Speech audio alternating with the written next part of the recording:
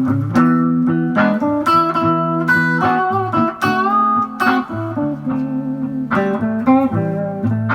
everyone. What's up, guys?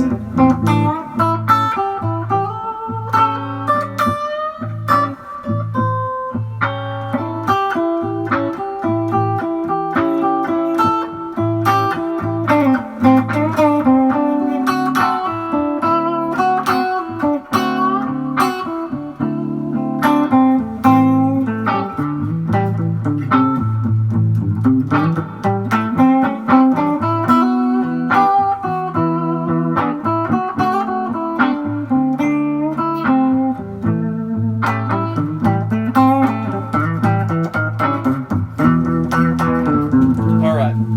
Hey, everyone. How you guys doing? All right, really quickly.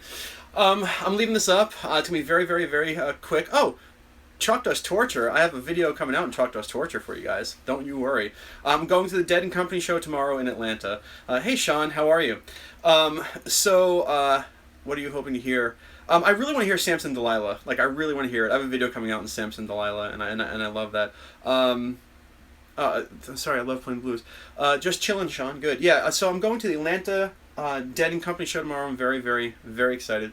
And usually Tuesdays are days I film and I post and all that fun stuff. And I'm not gonna have time to do it, so I figured I would, spend a couple minutes. My brother would be at that show in Atlanta. Nice. Wow, I'm reading all your stuff. Samson, good choice. I don't know. This isn't a tattoo. My daughter, I don't know if you guys can see this. My daughter found a tattoo of a rainbow-colored cat with a unicorn horn. It's kind of worn off. It's a temporary tattoo, but it's a cat with a unicorn horn and a rainbow mane. It says "Dream," and I told her I loved it, so I put it on my arm. Anyway, so I figured I would just answer some questions while I'm here. We can talk about anything, really. But I'll leave it to you guys. I just wanted to say that I'm going to the show, and thank you for. I do have. I think I told you this. Check back and I'll let you know. I do have my shirts and stuff and mugs and stuff coming out real soon, and I can't thank my man Daryl enough for helping me out with everything. So the floor is yours. The floor is yours. I'm so glad you love the lessons. Perfect ratio. I don't know. This is natural, man. One of the questions was, how do I get the? I don't know. I just have a multicolored beard. The next part of Caged is coming out in like a Masterclass type series because I think of it in a very odd way. Thank you. And Sean, if Sean is a touch of gray, oh yeah, well, touch of gray in the beard or touch of gray like.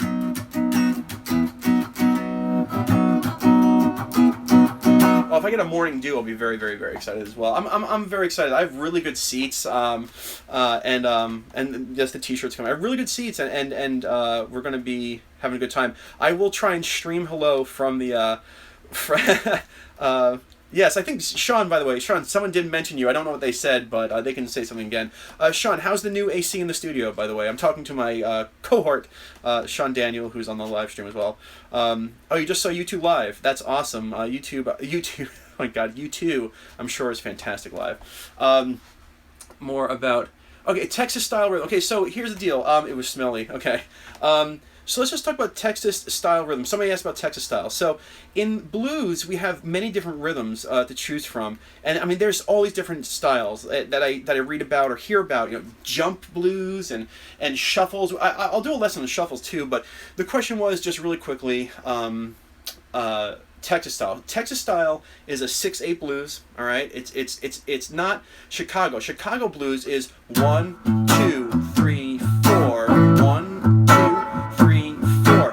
Whereas a Texas style blues is counted in groups of 6 with an accent on the 4. So it's like 1, 2, 3, 4, 5, 6. 1, 2, 3, 4, 5, 6. 1, 2, 3, 4, 5, 6. 1, 2, 3, 4, 5, 6. 1, 2, 3, 4, 5, 6. 1, 2, 3, 4, 5, 6. 1, 2, 3, 4. So that's a Texas style blues. And if you really if you listen to Texas Flood by Stevie Ray, you can hear that count. You can definitely hear the drummer with the 1, 2, 3, 4, 5, 6 with the accent on the 4. So that is a Texas style blues. So Texas Flood. Since I've Been Loving You is a Texas style. All right, Texas style, like, right. 1, 2, 3. 3, 4, 5, 6. Yeah, 1, 2, 3, 4, 5, 6. Accent on the 1 and 4. Thank you, Phil. So yeah, so if you're watching this on the replay and you want people to understand the styles of Texas style blues, leave in the comments what you find. Do I like Jackson Browne? I don't really listen to a lot of Jackson Browne, to be honest. And I'm sorry, it's not that I don't. It's just I don't open myself up to a lot of music because that's who I am and I should. Well, thank you, Phil. Phil says I rule. I'm trying to read the comments for the people live in the playback. Okay, what other kind of questions do we have here? Let's see. Oh, you know what? I want to... Oh, hey, Scott, Scott asked, why is the C shape such a go-to? Did you post that in one of my comments? I think I saw that. I was going to answer you back in a couple days, but was that you? The question was, why is that, when I'm teaching, like, any sort of jam band stuff, why is the C-shaped scale? Yes, okay, good. So let's ask, what he's saying is, the question is when you're playing the C major chord, you can find your C major scale in this shape here, like, and the reason that it's very popular amongst guitar players or anyone who's jamming is because if you look, I've assigned, and this is important, when you're playing the scale shape, my first finger's on the 9th fret, my middle finger's on the 10th fret, my ring finger's on the 11th, and then I just got an email, and my pinky's on the 12th fret. And what's nice about this is that I don't need to move this hand from this scale shape when I'm playing this chord. So I can play every note. There's a comment there. And I can play any note and keep the fingering of the chord itself. So when I want a chord tone, I don't have to adjust my hand from the scale. Okay, so does that make sense? So it's very popular. And really quickly, I want to tell, again, I know I have a lot of blues players, and I know I have some Fish fans and Dead fans out there, and I do want to tell you, any tips on playing country guitar solos? It's going to be a major scale with some chord tones. Is that a major scale to ruin the A? Yes, it is. I forgot to say, I have a student, I just want to tell you this, okay? His name is Ben T. Okay, his last name is T. And he started, I'm telling you this, okay? He started playing with me or taking lessons with me about like 3 or 4 months ago. And he's a big fan of the band Fish. And this guy went from, he could kind of play. He had a guitar and he kind of played, but we really worked on a lot of stuff together. And he just had a housewarming party. And we have been rehearsing on him jamming on the Fish song Reba. And he sent me a video of him playing with a Fish cover band, getting on stage, and jamming to Reba in the most excellent fashion I've ever seen any one of my students or any amateur guitar player play, and it was awesome. So I'm just saying congrats to Ben because he had the balls to get on stage and play a song which is a really hard jam, and he did a great job too. Anyway, okay, so any other questions? Let's see, I have a couple more minutes before I do have to go and have to pack and do a lot of fun stuff. How do you evaluate a new student's level? How can you sign up for Skype lessons? Okay, I'm reading all these. Okay, so you can email me at stitchmethod@gmail.com. And okay, so here's the deal about new students. And I'm being very, very, very serious. Yes, it is. Hold on, let's talk about new students for a second. Oh, look, a new video. Sean Daniel is infiltrating my live feed. They probably will leave right now. So when you're, I'm going to tell you when you should take lessons or why you should take lessons. On YouTube, you can get a really good education on the guitar. You can get a really good education, but sorry, some of these comments are off the wall. But your physical ability is what's gonna is where a teacher really needs to sit and play with you and understand. So when I have a new student, I don't care what they know because I'm gonna reprogram. I'm gonna reprogram their brains anyway. But it comes down to your physical ability, how well you can stay connected to the scale, how well you can adjust chords, how well you can hold the chord down and play notes within the scale and the chord, how great you can do slides, bends, pull-offs. You have to get physically good at it. And so there we go. So I'm just reading. Okay, what kind of other questions do we have here before I do have to go? And I apologize again. No professional video. A 16-bar blues. I could, but I should just. I should do it. I can do a 16. I can do an 8-bar. I can do a quick change all in one video. Modal injection into solo. That was my last live feed, how to do modes into solos. But to make a very long story short, what he's referring to is what we can call parallel modes, which is, say, like you're just playing a G chord in a jam, you're playing a G major scale. If you're playing, if you want to throw a modal scale into your playing, you have to do it with a little bit of care. But you can pick one of the major modes. It can be Ionian, which you're already playing. That's the major scale. You can throw a Lydian run in there, which is going to have the sharp 4, or you can throw the Mixolydian, which will have the flat 7. But the thing is like you got to know the modal shapes compared to it. Eyes of the World and the Mind of coming very soon. Tom Spallone, so good to hear from you. I haven't heard from you in a while. I was making sure you're okay.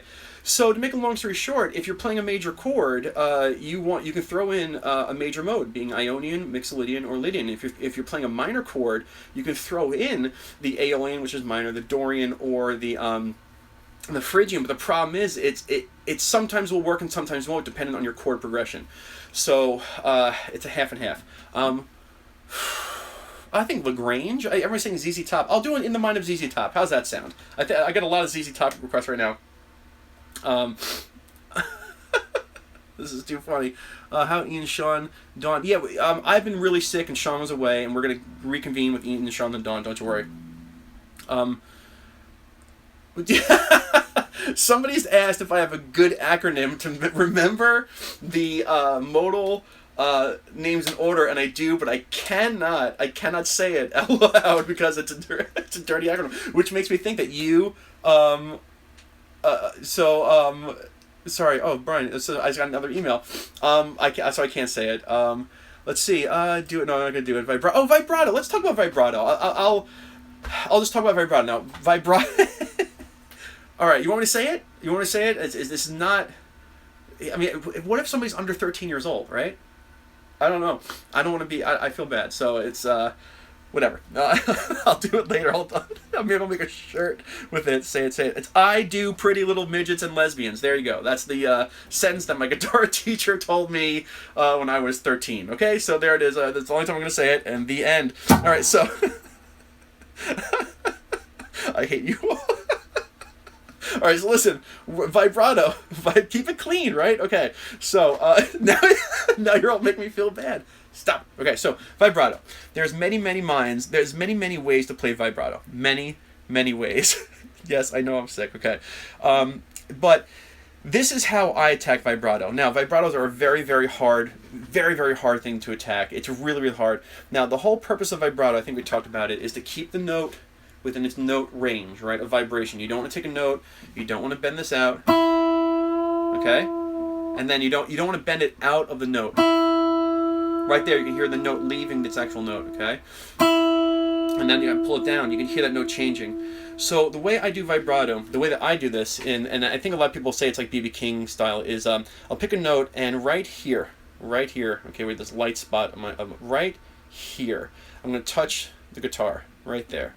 And I use this as a kind of, I don't know, like a turning point like this, where I can like pivot on it, okay, like this. Now, this, I'm not too much like this, but just like this, okay?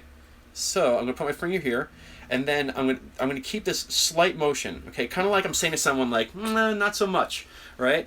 But I do it here, and I do the same amount of motion, and it's an anchor, right? It's a fulcrum or a point. I'm gonna back it up. I'm gonna do this, and then and you can see the string starting to bend. And so now when you do it fast, okay, you can hear it. And you can just slow. All right. Now I do love Cody. You got it right. Okay.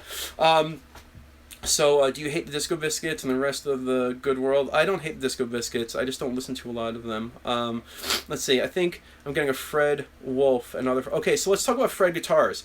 I do love Fred guitars. I actually have, believe it or not, I have one that's waiting for me at my post office box right now. I have a brand new Fred guitar that's going to be in my hands probably for the next video. I'm not going to say what it is. I'm going to tell you what it is. You'll see. It's a brand new Fred, and I'm very excited. I'm just going to the Dead and Company show in Atlanta, all right, which is tomorrow, so hence I'll be out of town. Hey, Sean, do you want to watch my dog for me, buddy? Just kidding. Okay, so I already have that down. Okay, so let's see. Can I demonstrate? That went way too fast. Pre-bending notes.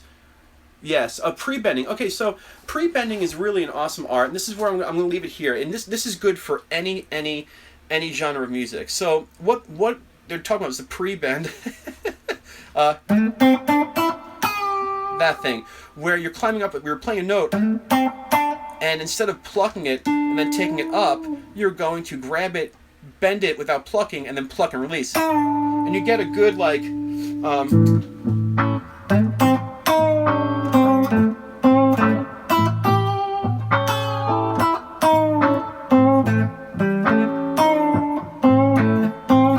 You got a cool little sound, and that's called a ghost bend, I guess.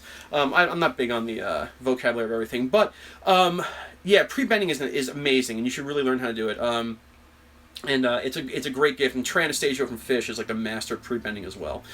All right, so before we get going, it's 16 minutes. Again, it's just a lesson to say hello to everyone. I appreciate all you guys being here. And Rolling Raccoon, you're ridiculous. All right, I'll answer one more question before we get going. Let's let him scroll. Let him scroll, and again, we'll resume with the stitch method completely next week. Play us out. I'll play you out in the blues. He should 12 blues. Oh my God, that was way too fast. If you want to learn Jimmy Page type licks, then you should learn Led Zeppelin. From Sublime. What's the acronym? I'm not saying the acronym again. Any spit tag? I have trouble. Yeah. The high E string's really thin. I do like the band Fish. I love them. Thoughts on Clapton? He's great. What's a double bend stop? Jeez. I would imagine a double stop bend is, let's see, if you pick a chord. Oh, I can't even do it. Where you take two notes of a chord, you bend them together. But double stops come from chords, so you pick two chords. That's a great question, and you bend them together. Best songs to learn chord changes. Fire in the Mountain is good because it's nice and slow. It's B to A. You can practice your B to A's everywhere. Stone Temple Pilots. I love Stone Temple Pilots. They're one of the bands that really got me. And let's see who can name this song. Okay, Stone Temple Pilots song. Let's see. Wow, it's loud. Let's see.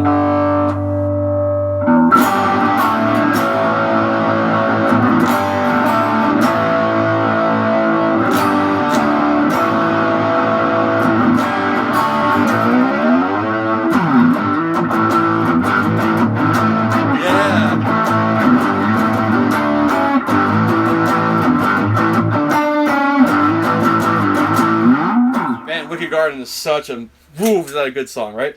Plush, everyone knows Plush, but Wicked Garden is a really good song. Anyway, guys, thanks for being here. I'm sorry that we didn't really cover anything. I'm just I'm toast right now. I'm so burnt, and I want to say again, thank you for everyone for watching. I wish they kept the chats up so you can see how funny you guys are. All right, I'm not toasted. Don't worry. Pedal Steel. Oh, wait, is Sean still here? Wait, please, before we go, Sean, are you still here? Sean Daniel, come on. You're here. I know you're here. Okay, well, I don't know how many people have seen me and Sean on his channel, but he's not there, right? He left. The little bastard. All right, so any guys who watch me and Sean's channel, yes, this is Sean. Okay, and I played Slide from the songs, and I was talking about how much I wanted that slide. And, my wife and family's not going to be here for Father's Day, so we celebrated Father's Day last week, and my wife got me that awesome slide. It was such a good Father's Day gift. So I got this awesome, I'll do a lesson on it. It's a slide that just goes on one digit, so you can play guitar, boom, and then you can bust in the slide without having a slide throwing out your roadie to catch and having to slide it back on. It's an awesome, awesome gift. I was very, very excited. And last thing I'll talk about, and I can't remember. I know this is all stupid stuff. I don't know why I'm telling you all this stuff. But slide lesson will be awesome. And I'm gonna ask you. Did we talk about this? Any guys know? Any guys know what this is? Any guys know what this is right here? Let's see. There we go. That. So let's see. Mo. Yeah, Mo lesson would be good. Anyway, that was I don't know if any guys remember Mad Balls from the 80s and 90s, but Mad Balls. These were my favorite things when I was at Toys R Us with my kids, and I saw them, so I bought them. And as soon as I touched it, it felt like I was 5 years old again. So some of your donations help me get Mad Balls, which remind me of being 5 years old, which I'm not, but Mad Balls. Okay. Anyway, guys, have a great week. I wish you all the best. Watch some my channel, Sean's channel. Learn. I'll be doing a whole new bunch of lessons coming very, very soon. And I want to thank all of you for being here. And if any of you guys know anyone going to the Atlanta show, have them look out for me. I'd love to say hi. Have a great day, guys. Thank you again. Peace out. Bye.